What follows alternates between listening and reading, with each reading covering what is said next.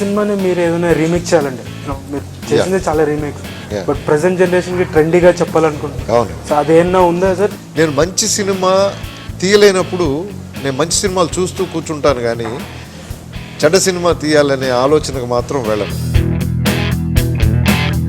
ఈ cinema remake చేస్తే తెలుగులో వర్క్ అవుతుందని, లేకపోతే జస్ట్ ప్యూర్లీ సబ్జెక్ట్ నచ్చితేనే? ఇంకా టఫ్ జాబ్ సార్ నిజంగా చెప్పాలంటే. అంటే నేను రీమేక్స్ చేస్తాను కాబట్టి దాన్ని సమర్థించుకోవడం కోసం ఇది చెప్పట్లేదండి. అవతల వాళ్ళు మనల్ని నమ్మారు, సో వాళ్ళ నమ్మకాన్ని మనం నిలబెట్టాలి అనే తపనతో వర్క్ చేసిన సినిమా అది. పెద్ద బడ్జెట్ ఇచ్చి 40 crores రేంజ్ ప్రాజెక్టు, వినాయక్ గారి direction, Tamannaah, Samantha, casting. So even మీరు బి సెంటర్స్, సి సెంటర్స్కి వెళ్ళినా కూడా అల్లుడు సీను అంటే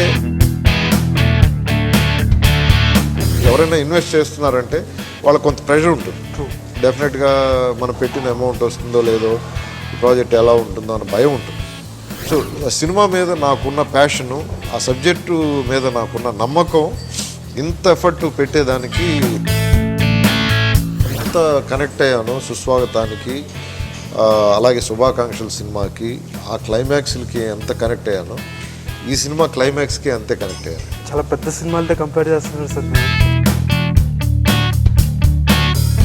సినిమా సుందర్ పాండ్యన్ రీమేక్ తమిళ్లో చాలా రాగా ఉంటుంది. అవును, మీ సినిమా ఫస్ట్ లుక్ వచ్చినప్పుడు నేను కామెంట్స్ కూడా చూశాను నెట్లో. సుందర్ పాండ్యన్ స్పాకి వెళ్ళి మోడర్న్ గా తయారై వచ్చాడు అన్నట్టు ఉంది ఇది. నేనే సార్ రాశాను. అవునా? Very good, very good, very good. Srinivasarao గారు, thank you so much for joining అండి. It's a great pleasure to have you on the show. So first of all congratulations, finally February 5th మీ cinema వస్తుంది. So almost సుడిగాడి తర్వాత almost 3.5-4 years అయిపోయింది. 3.5 years అయింది. ఈ మధ్య మరీ ఎక్కువ అయిపోయాయి కదా ఈ గ్యాప్స్ బిట్వీన్ యూ? అవునండి, యాక్చువల్గా గ్యాప్స్ తీసుకోవడానికి రీజన్ ఏంటంటే నచ్చిన సబ్జెక్ట్స్ దొరకకపోవడం.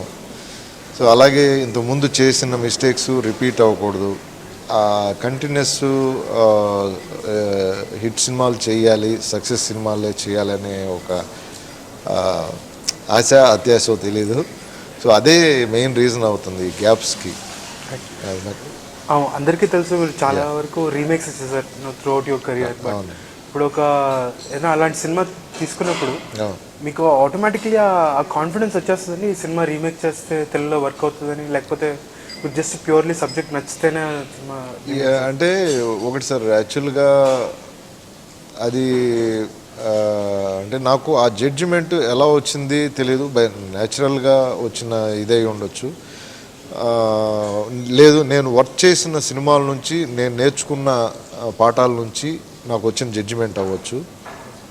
ఏదైనా సబ్జెక్ట్ కానీ ఏదైనా ఒక సినిమా చూసినప్పుడు ఇది మన నేటివిటీకి బాగుంటుంది అని నాకు అనిపిస్తే అది అలాగే వర్కౌట్ అయినాయి. అది రిజల్ట్ కూడా అలా పాజిటివ్గా వచ్చింది. ఎందుకంటే జనరల్గా ఏంటంటే అక్కడ సక్సెస్ అయిన సినిమాల్ని తీసుకోవడం ఒక పద్ధతి, అక్కడ సక్సెస్ అవ్వకముందే, రిలీజ్ అవ్వకముందే చూసి తీసుకున్న సినిమాలు కూడా ఉన్నాయి. సో అలాగా యాక్చువల్గా దొంగోడు అని రవితేజ గారితో సినిమా చేశానండి నేను. మలయాళంలో మీసమాధవన్ అని చెప్పి బిగ్గెస్ట్ హిట్ అండి అది. సో అది నేను రిలీజ్ ముందు చూసి తీసుకున్నాను. అది గ్యారంటీగా వర్కౌట్ అవుతుంది, పెద్ద హిట్ అవుతుంది ఈ సినిమా అనే నమ్మకంతో తీసుకున్నాను. అక్కడ మలయాళంలో హిస్టరీ క్రియేట్ చేసింది. అది బిగ్గెస్ట్ హిట్ అనమాట, కమర్షియల్ బ్లాక్ బస్టర్ అది. సో అలాగే మనకి తెలుగులో కూడా బాగా వర్కౌట్ అయింది. 100 days ఆడింది, 7 centers ఏమో. రవితేజ గారితో మన ఓన్ ప్రొడక్షన్లోనే చేసాం అప్పుడు, గుడ్ విల్ సినిమా బ్యానర్ మీద. అది ఫస్ట్ సినిమానా? గుడ్ విల్ బ్యానర్లో అది ఫస్ట్ సినిమా. మళ్ళీ ఇన్నేళ్ల తర్వాత మళ్ళీ మీ బ్యానర్లోనే సినిమా స్పీడ్ నోడు ప్రొడ్యూస్ చేశారు. అవునవును. దానికి ఏంటి ఏమైనా కారణం ఉందా ఇట్లా మళ్ళీ రావడానికి? పర్టికులర్ రీజన్ ఏం లేదండి. సుడిగాడు కూడా ప్రొడ్యూసర్ వేరే ఉన్నారు, వేరే బ్యానర్లో చేసాం యాక్చువల్గా. దానికేంటంటే నాకు అన్నవరం తర్వాత బాగా గ్యాప్ వచ్చింది. మళ్ళీ ఒక మంచి సినిమాతో ప్రూవ్ చేసుకోవాలి అని ట్రై చేస్తున్నప్పుడు నాకు తమిళ్ పడం అనే ఒక తమిళ్ సినిమాని చూశానండి. అది బాగా నచ్చింది, దాని కాన్సెప్ట్. యూనిక్గా ఉంది. ఫస్ట్ టైం స్పూఫ్స్ మీద ఫుల్ సినిమా రన్ చేయటం అనే కాన్సెప్ట్లో వర్క్ చేశారు. అది బాగా నచ్చి నరేష్ మీద బాగా వర్కౌట్ అవుతుందని ఆ సినిమా తీసుకోవడం జరిగింది. సో అది ఎవరు ప్రొడ్యూసర్స్ మనం ఓన్గా చేయాలా అని ఆలోచిస్తున్నప్పుడు చంద్రశేఖర్ రెడ్డి గారని ఆయన ఇంట్రెస్ట్తో ముందుకు వచ్చారు. సో ఆయన బ్యానర్లో ఆయన పేరుతో ఆయన ప్రొడ్యూసర్గా అది ప్రొడ్యూస్ చేసాం. బట్ ఆయన కొత్త ప్రొడ్యూసర్ కాబట్టి ప్రొడక్షన్ సైడ్ సపోర్ట్ అంతా మనమే చేయాల్సి వచ్చింది. సో దట్ అది యాక్చువల్గా నేను ఎంజాయ్ చేశాను ఆ సినిమాని. ఎందుకంటే క్రియేటివ్ హడ్డిల్స్ లేవు నాకు, ఒకళ్ళ ప్రెషర్ నా మీద లేదు, నాకు ఫ్రీడమ్ ఇచ్చారు ఆయన. సో అందువల్ల మన మీద వదిలేసినప్పుడు మనకు రెస్పాన్సిబిలిటీ ఇంకా ఎక్కువ ఉంటుంది. అవతల వాళ్ళు మనల్ని నమ్మారు, సో వాళ్ళ నమ్మకాన్ని మనం నిలబెట్టాలి అనే తపనతో వర్క్ చేసిన సినిమా అది. సో దట్ నన్ను నమ్మి ఆయన నా మీద బాధ్యత పెట్టినందుకు ఆయన్ని డిసప్పాయింట్ చేయకుండా, సో సేమ్ టైం మనకే సక్సెస్ కోసం మనం కష్టపడుతున్నాము, ఆ సక్సెస్ వచ్చింది. తర్వాత మళ్ళీ ఈ సినిమాకు కూడా బయట ప్రొడ్యూసర్ని కన్సల్ట్ చేయటం, వాళ్ళు కొంతమంది నన్ను అప్రోచ్ చేయటం, ఈ సినిమా రీమేక్ తీసుకున్నారన్న తర్వాత సో ఇవన్నీ జరిగాయి. బట్ సమ్హౌ అది వర్కౌట్ అవ్వలేదు. అంటే ఎవరైనా ఇన్వెస్ట్ చేస్తున్నారంటే వాళ్ళకి కొంత ప్రెషర్ ఉంటుంది. డెఫినెట్గా మనం పెట్టిన అమౌంట్ వస్తుందో లేదో, ఈ ప్రాజెక్ట్ ఎలా ఉంటుందో అన్న భయం ఉంటుంది. ఆ భయం మన మీద ప్రెషర్ క్రియేట్ చేస్తుంది. సో దట్ ఆ ప్రెషర్ లేకుండా ఉండటం కోసం నేను పడ్డ కష్టం, పెట్టిన ఎఫర్టు నాకు తెలుసు. సో దీని అవుట్పుట్ ఎలా ఉండబోతుందో నేను నా ఎక్స్పీరియన్స్తో నేను ఊహించుకోగలను. సో దట్ ఆ నమ్మకంతో నేను ఓన్ ప్రొడక్షన్ స్టార్ట్ చేసి మా బ్యానర్లోనే ఈ సినిమా చేసాను. చాలామంది రీమేక్స్ అనగానే ఆల్రెడీ అక్కడ హిట్ అయింది కదా, యాజ్ ఇట్ ఈస్గా ఇక్కడ తీసేస్తారు అనుకుంటారు. కానీ మీరు దానికి కూడా ఈక్వల్ ఎఫర్ట్ పెట్టే చేస్తారనమాట. అంటే ఇంకా కష్టం అవ్వచ్చేమో కదా అక్కడ హిట్, ఇంకా టఫ్ జాబ్ సార్ నిజంగా చెప్పాలంటే. అంటే నేను రీమేక్స్ చేస్తాను కాబట్టి దాన్ని సమర్థించుకోవడం కోసం ఇది చెప్పట్లేదండి. అంటే ఓన్గా క్రియేట్ చేసుకునే స్టోరీ అంటే మనకి ఫ్రీడమ్ ఉంటుంది, మనం ఎలాగైనా ట్రావెల్ చేయొచ్చు, మనకి ఇష్టమైన రూట్లో వెళ్ళొచ్చు, మనకి ఇది వర్కౌట్ అవుతుందన్న పద్ధతిలో మనం వర్క్ చేయొచ్చు. ఇది అలా కాదండి. ఇది ఒరిజినల్లో ఎందుకు హిట్ అయింది, ఏమి నచ్చి ఆడియన్స్ రిసీవ్ చేసుకున్నారు, అది మిస్ అవ్వకుండా, ఆ సోల్ పోకుండా మనం చేసే బెటర్మెంట్స్ ఉండాలి. సో నేను రీమేక్ని ఎప్పుడూ కూడా అంటే ఒక పాయింట్గాను ఒక కంటెంట్గాను తీసుకున్నాను తప్ప ఫ్రేమ్ టు ఫ్రేమ్ రీమేక్ చేయడం ఎప్పుడూ చేయలేదు. సో నా సినిమాలన్నీ ఒరిజినల్ లాంగ్వేజెస్లో కంటే ఇక్కడ ఇంకా బిగ్గెస్ట్ హిట్ అవ్వడానికి మెయిన్ రీజన్ అది. ఎందుకంటే ఆ సోల్ తీసుకుని మన ఆడియన్స్కి అవసరమైన పద్ధతుల్లో చాలా హోంవర్క్ చేస్తాను నేను స్క్రిప్ట్. అంటే ఒక రకంగా చెప్పాలంటే ఒక డైరెక్ట్ సినిమా కంటే కూడా ఎక్కువ వర్క్ చేస్తాను. మరి ఇది కూడా ఏంటంటే మనం ఒక సినిమా ఏదైనా డైరెక్ట్ సబ్జెక్టు ఒక 6 నెలలు వర్క్ చేస్తాం స్క్రిప్టు, లేకపోతే సంవత్సరం వర్క్ చేస్తాం. అంటే ఒక రీమేక్ సినిమా మీద 3 years ఎఫర్ట్ పెట్టి వర్క్ చేయడం అనేది జనరల్గా అది చాలా రేర్గా జరిగే విషయం. సో సినిమా మీద నాకున్న ప్యాషను, ఆ సబ్జెక్టు మీద నాకున్న నమ్మకం ఇంత ఎఫర్ట్ పెట్టేదానికి రీజన్ అయింది. ఎందుకంటే నాకు ఇది మళ్ళీ కంబ్యాక్ ఫిలిం కావాలి. నేను ట్రెండీగా ఉన్నాను, ప్రజెంట్ జనరేషన్తో కూడా కాంపిటేటివ్గా నేను వర్క్ చేయగలను. సో సక్సెస్లు జనరేట్ చేసే కెపాసిటీ నాకు ఇంకా ఉంది అని ప్రూవ్ చేసుకోవాలనే తపంతో వర్క్ చేసిన సినిమా. సో టెక్నికల్గా కానివ్వండి, సబ్జెక్ట్స్ వైజ్ కానీ, ప్రజెంటేషన్ వైజ్ కానీ ఆల్ సైడ్స్ అప్గ్రేడ్ అవుతూ నేర్చుకుంటూ ప్రజెంట్ జనరేషన్కి కనెక్ట్ అయ్యేలాగా చేసిన సినిమా ఇది. ఆ థాట్ మీ మైండ్లో ఎప్పుడు రన్ అవుతూనే ఉంటుంది సార్. అంటే ప్రజెంట్ జనరేషన్కి even in terms of films అంటే సార్ నేను ఇంతకుముందే మీకు చెప్పాను, సినిమా అనేది నా ప్యాషన్ సార్. నాకు సినిమా తప్ప వేరే ప్రపంచం తెలియదు నిజంగా. సినిమా పిచ్చోండి నేను. సో నేను ఎలాగా స్టూడెంట్ టైమ్స్ నుంచి సినిమాలు ఎలా పిచ్చిగా చూశానో అలాగే అంత ప్యాషను అంత పిచ్చి నేను తీసే సినిమాల్లో కూడా చూడాలి. చూసే ఆడియన్స్ కూడా అలాంటి ఎక్స్పీరియన్స్ ఫీల్ అవ్వాలి అనే తపంతో సెలెక్ట్ చేసుకుంటాను నేను each and every story. So that అందుకే నేను ఈ గ్యాప్స్ని కూడా మైండ్ చేయను. సో బికాజ్ కమర్షియల్ ఆస్పెక్ట్లో కూడా నేను దీన్ని ఆలోచించను.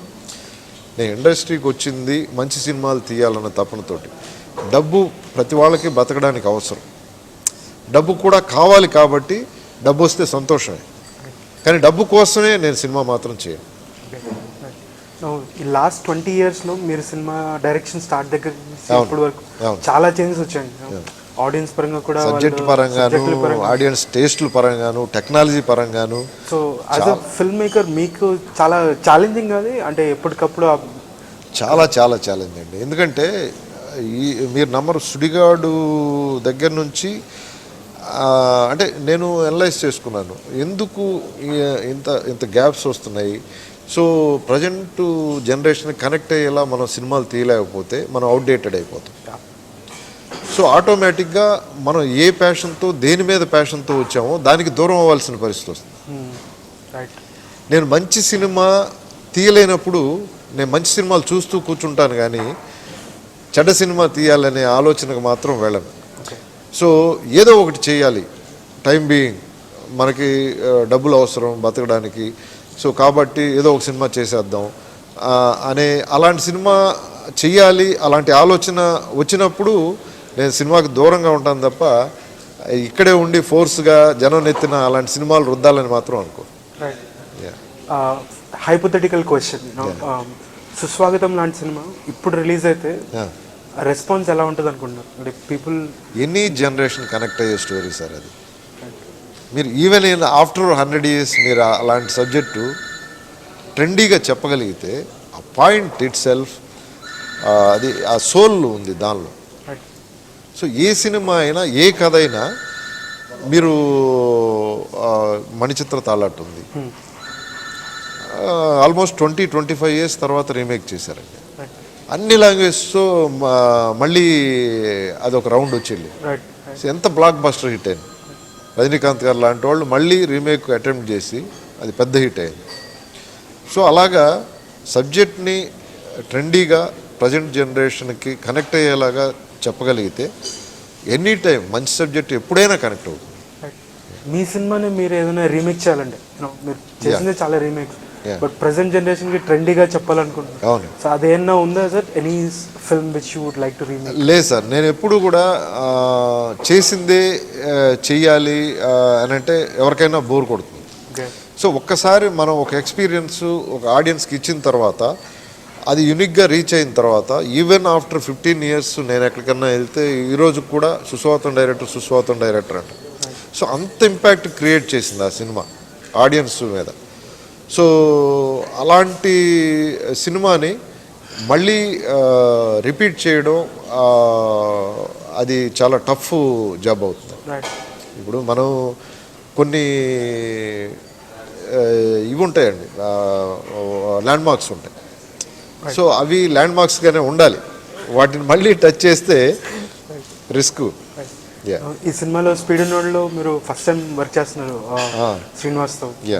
సో దానిలో నచ్చిన గుణం ఏంటి? అంటే డాన్సులు బాగా చేస్తాడు, ఫైట్లు బాగా చేస్తాడు, okay, but apart from that ఇంకేమైనా బాగా నచ్చిన గుణం? చాలా సిన్సియర్ కుర్రాడండి, బాగా తపన ఉంది, పైకి రావాలి, ప్రూవ్ చేసుకోవాలి. అంటే యాక్చువల్గా వాళ్ళ ఫాదర్ స్టార్ ప్రొడ్యూసరు. సో ఆయన పెద్ద లాంచింగ్ ప్యాడ్ ఇచ్చారు దానికి.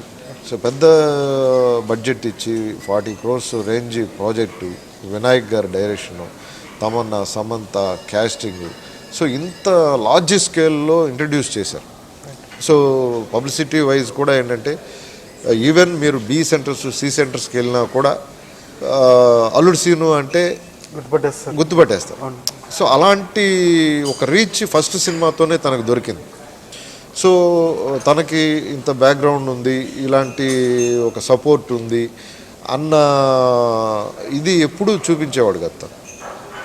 సో నేను మంచి సినిమా చేయాలి, మళ్ళీ నన్ను నేను ప్రూవ్ చేసుకోవాలి, ఏదో వన్ ఫిలిం వండర్లా కాకుండా నేను ఇక్కడే ఉండడానికి వచ్చాను, దీనిలోనే సక్సెస్ని చూడడానికి వచ్చాను అనే తపంతో కష్టపడి చేసేవాడు. సో ఆ డెడికేషన్ నాకు బాగా నచ్చింది. సో నేను ఫస్ట్ మనం అల్లుడు సీను చూసినప్పుడు డ్యాన్సెస్, ఫైట్స్ చాలా బాగా చేశాడు. గ్యారంటీగా ఈ కుర్రాళ్ళలో పైకొచ్చే లక్షణాలు ఉన్నాయి, ఒక మంచి హీరోకి కావాల్సిన అన్ని అర్హతలు అతనికి ఉన్నాయి అనిపించింది. సో దట్ ఇంకొక డైమెన్షన్ ప్రూవ్ చేసుకోవడానికి స్కోప్ ఉన్న స్టోరీ ఇది. ఇంకో డైమెన్షన్ అంటే ఏది? ఇంకో డైమెన్షన్ అంటే పర్ఫార్మెన్స్కి బాగా స్కోప్ ఉన్న సినిమా, క్యారెక్టర్ కానీ సబ్జెక్ట్ కానీ. సో అన్ని ఎలిమెంట్స్ ఇప్పుడు నా టార్గెట్ ఏంటి, అల్లుడు సీన్లో అతను డ్యాన్సెస్ బాగా చేశాడు, ఫైట్స్ బాగా చేశాడు, పెర్ఫార్మెన్స్కి దానిలో ఎంత స్కోప్ ఉందో అంతవరకు చేశాడు. బట్ ఇంకా ఎక్కువ స్కోప్ ఇవ్వాలి దీనిలో, ఆ క్యారెక్టర్లో ఉంది, నా స్టోరీలో ఉంది. సో తన ప్లస్ పాయింట్స్ని ఇంకా ప్లస్ పాయింట్స్ చేయాలి. సో డ్యాన్సెస్ నేను ఒక సాంగ్స్ ఎలాంటి సాంగ్స్ ఇచ్చానంటే తనకి తన ఎబిలిటీస్ ఫుల్ ప్లెడ్జ్డ్గా ప్రూవ్ చేసుకోవడానికి అవసరమైన ఎనర్జీ లెవెల్స్ ఉన్న సాంగ్స్ చేసి ఒక గ్రౌండ్ ప్రిపేర్ చేసి ఇచ్చాను. దాని మీద తను ఎక్స్ట్రీమ్గా ప్లే చేశాడు. సో చాలా టఫ్గా వర్క్ చేశాడు, హార్డ్ వర్క్ చేశాడు. ఈవెన్ నేను చూశానండి, అంటే ఫ్లోర్లో రిహార్సల్స్ చేసేటప్పుడు చాలా కష్టపడ్డాడు. స్పాట్లో టేక్స్ చేస్తున్నప్పుడు మనం టెక్నికల్గా కానివ్వండి, లైట్ ప్రాబ్లం వల్ల దీనివల్ల ఏదో ఒకటి టేక్స్ జరుగుతుంటాయి, మిగతా డ్యాన్సెస్ మిస్టేక్ చేయడం అలా 4 times 5 times ఒక ఇది చేస్తున్నప్పుడు తనకి మోకాలతో చేసే మూమెంటు మోకాలు బ్రేక్ అయిపోయి బ్లడ్ వచ్చేస్తుంది, లిటరల్గా బ్లడ్ బ్లీడ్ అవుతుంది, ఫేస్లో నవ్వు చెరగలేదు, నవ్వుతూ చేస్తున్నాడు. నేను చూశాను, అది చూసేసి బాబు వద్దు, ఎందుకు ఇది మూమెంట్ మార్చేద్దాం, కావాలంటే వద్దు సార్ చేస్తాను, ఇంత కష్టపడ్డాము, ఇంకొక టేక్ చేసేస్తే అయిపోతుంది, అవుట్పుట్ వచ్చేస్తుంది, ఇదేముంది గాయం మానిపోతుంది 4-5 days ఉంటే. కానీ ఆన్ స్క్రీన్ చూసుకున్నప్పుడు లైఫ్ లాంగ్ అలా ఉంటుందండి అది స్క్రీన్ మీద అన్నాడు. అంత మెచ్యూర్డ్గా మాట్లాడే హీరో, అంత మెచ్యూరిటీ ఉంది తనలో, 22 years తనకి. సో ఈ ఏజ్లోనే అంత మెచ్యూర్డ్గా ఆలోచిస్తున్నాడు, అంత కసిగా పనిచేస్తున్నాడు అని అంటే లాంగ్ వే టు గో. డెఫినెట్గా ఒక స్టార్గా అతను ఎదుగుతాడు, నిలబడతాడని నమ్మకం నాకు. యాజ్ అ డైరెక్టర్ సార్, ఈ సినిమాలో టఫెస్ట్ సీన్ ఏమైనా ఉందా, అంటే మీరు రాయడం కానీ లేకపోతే డైరెక్ట్ చేయడం కానీ, what was that scene, can you tell us about that?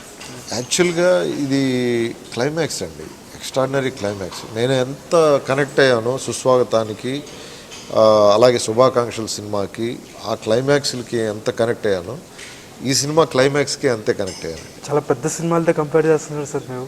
Yes, అంటే ఒక రకంగా నేను ఎక్కువ ఎక్స్పెక్టేషన్స్ ఇస్తున్నాను అనేది నాకు తెలుసు.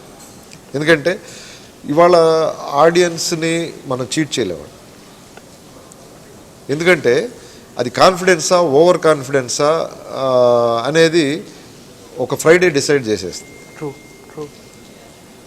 సో ఆ ఒక్క ఫ్రైడే కోసం నేను ఆడియన్స్ని చీట్ చేయాల్సిన అవసరం నాకు లేదు. పైగా నేను ఇన్వెస్ట్ చేశాను ప్రొడ్యూసర్ని, సో నా డబ్బు వెనక్కి రాదేమో, ఏదో రకంగా మాయమాటలు చెప్పేసి నేను డిస్ట్రిబ్యూటర్స్ని ఎక్స్ట్రాక్ట్ చేయాలి, ఎగ్జిబిటర్స్ని చీట్ చేయాలి, లేకపోతే ఆడియన్స్ని చీట్ చేసి నా థియేటర్కి రప్పించాలి అని అనుకుంటే అది తప్పు అవుతుంది. ఎందుకంటే నా మీద, నా సబ్జెక్ట్ మీద, నా మీద నేను ఎలా చేస్తాను అనే దాని మీద డిస్ట్రిబ్యూటర్స్కి ఎగ్జిబిటర్స్కి ఆల్రెడీ అవగాహన ఉంది. వాళ్ళు 2 months 3 months బ్యాకే నా సినిమాని బై చేశారు, ఆల్రెడీ నా బిజినెస్ అయిపోయింది. సో దట్ రెస్పాన్సిబిలిటీ షేర్ చేసుకున్నాం, ప్రాఫిట్ ఆర్ లాస్ షేర్ చేసుకుంటున్నాం. సో దట్ ఇవాళ ఎగ్జాగరేటెడ్గా మాట్లాడి ఆడియన్స్ థియేటర్కి తీసుకురావాల్సిన అవసరం లేదు. ఇది నేను బిలీవ్ చేసిందే, నేను ఓపెన్గా హార్ట్ఫుల్గా చెప్తున్నాను. క్లైమాక్స్ గురించి చెప్తున్నారు. క్లైమాక్స్ నాకు ఆ సినిమాలంత బాగా ప్యాషనేట్గా నచ్చి చేసిన సినిమా సార్ ఇది. సో అంటే థియేటర్ నుంచి కొన్ని సినిమాలు సార్ మన థియేటర్లో కూర్చున్నంతసేపు సరదాగా ఎంజాయ్ చేస్తాం, బయటకు వచ్చిన తర్వాత దాని గురించి మర్చిపోతాం. ఇంకొన్ని సినిమాలు ఉంటాయి, అవి డిఫరెంట్ ఎక్స్పీరియన్స్ ఇస్తాయి.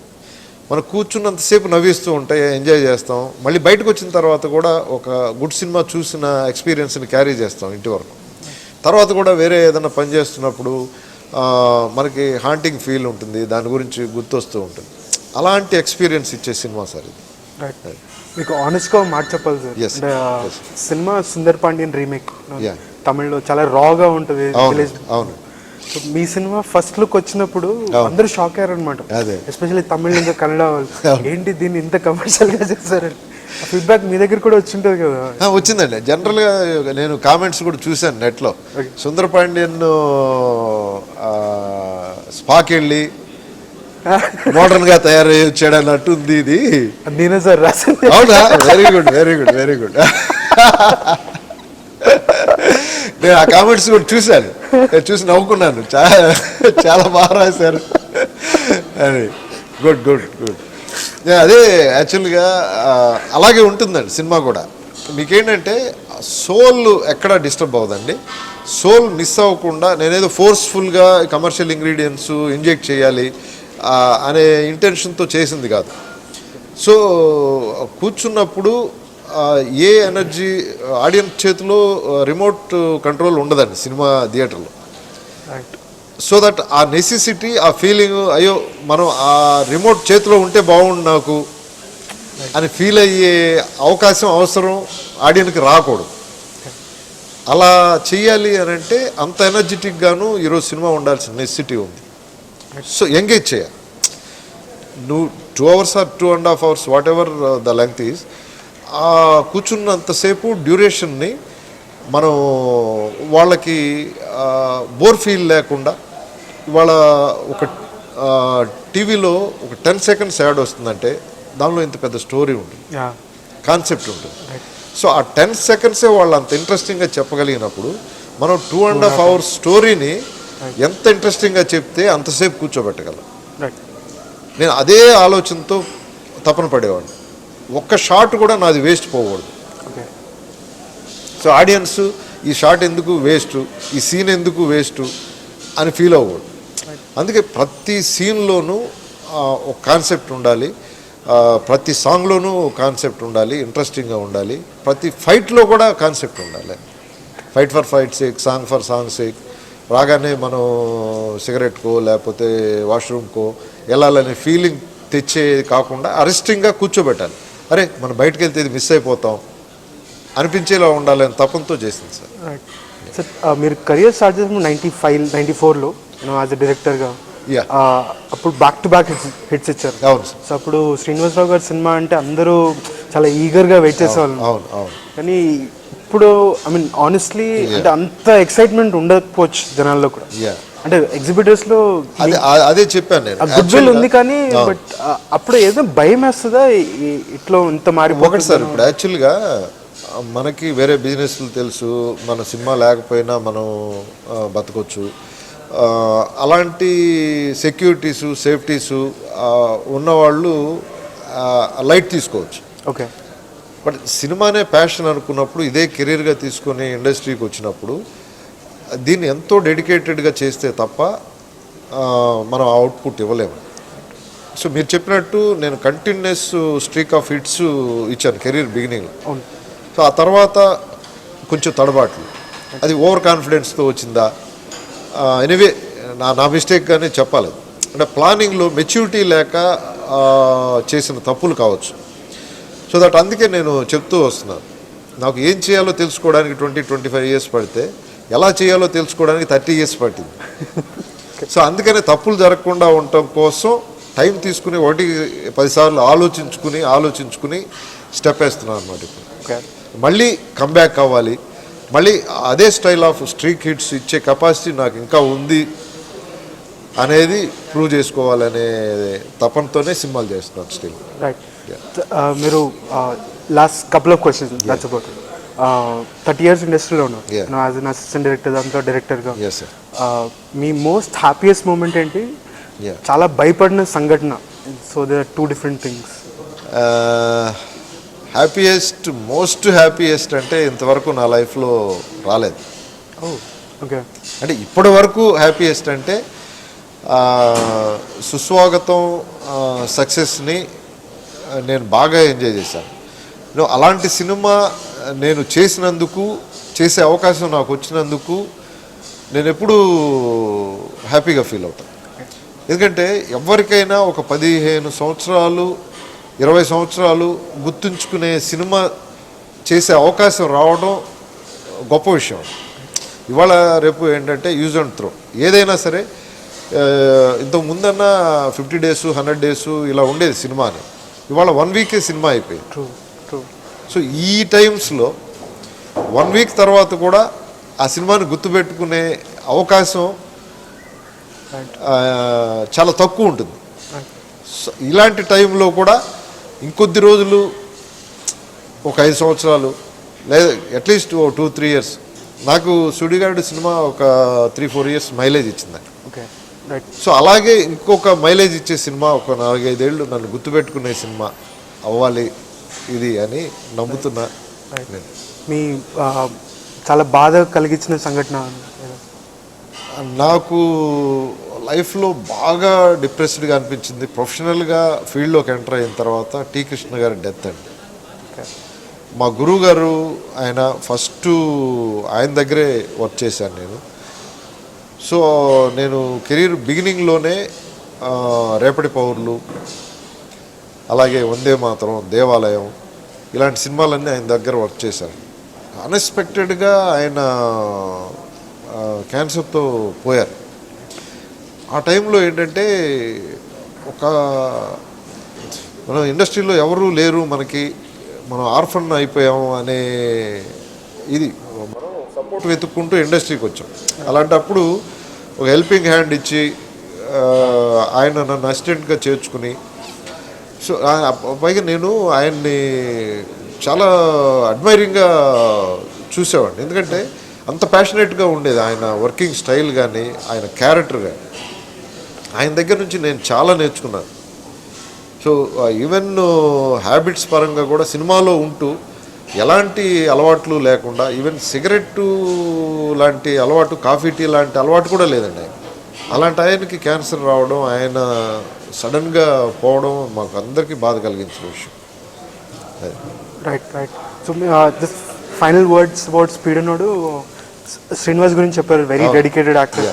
సో సోనారిక గురించి లైక్ అని చెప్తారు. సోనారిక న్యూ కమర్, ఆల్రెడీ ఆవిడ హిందీలో సీరియల్స్ చేశారు. పార్వతి క్యారెక్టరు లేడీస్కి బాగా తెలిసిన ఇది. మనకి తెలుగులో కూడా 70 వచ్చినాయి.